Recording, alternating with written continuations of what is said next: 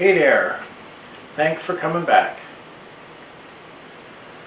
Today I wanted to get back to the 2012 effect and the fact that every part of the earth is going to heat up.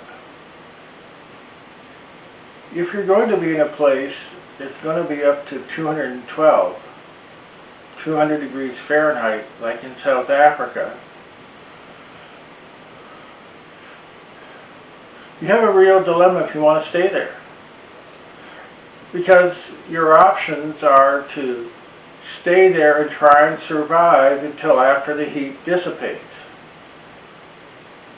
But there's a lot of implications for that. Let's talk about moving away. Okay, the mathematical work still has to be done to determine how hot every place will heat up for how long. And we're going to have this year, this summer, this winter, the next spring and summer, and finally 2012 will come. My own estimate is that it's going to be 200 degrees on the 23rd south parallel. So South Africa, 200 degrees. The ocean may only get to be 100 because it's a heat sink.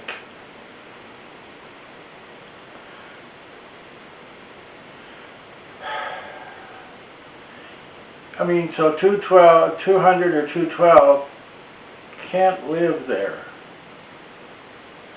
Even if you burrow underground, it might be 120, 130 the rest of the year.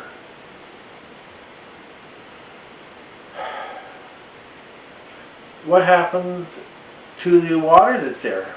I mean, if it has the normal rainfall, it's going to be half the effect because most of it's going to evaporate. So there's two considerations. Do I stay, and how do I prepare to stay? Because after the heat wave disappears, then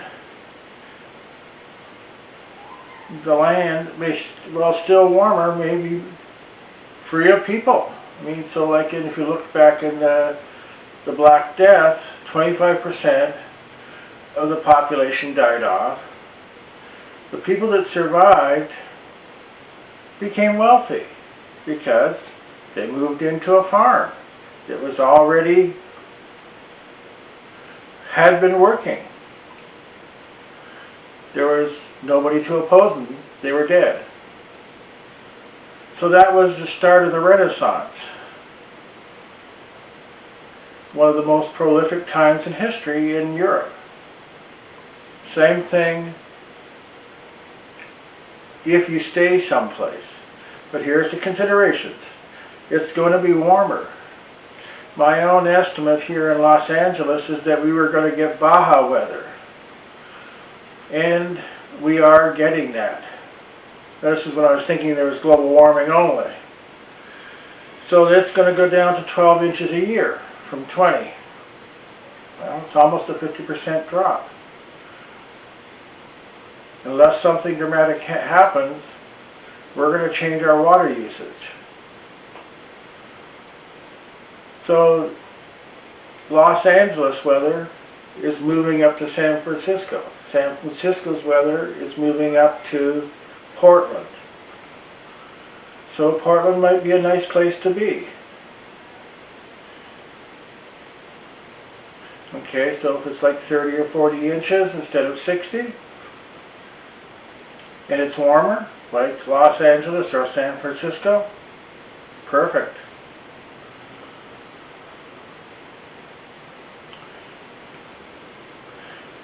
But so if you're gonna move, you have considerations. Where to move? What's the future going to be like there? Okay. Are you going to be where somebody who's going to leave Los Angeles will come through the town and take whatever they want with guns. So you want to be off the path, but you don't want to be too far off because you want internet connection. Internet's going to be help you a lot. If you're going to stay, don't stay where the water's going to rise 10 feet and drown the land. Half of Florida is going to be underwater. All of the Mexico coast is underwater for some distance. I don't know how far. Newport Beach here in Los Angeles area, most of it is going to be underwater. Balboa Island, the Balboa Peninsula, all along Pacific Coast Highway. That's another thing.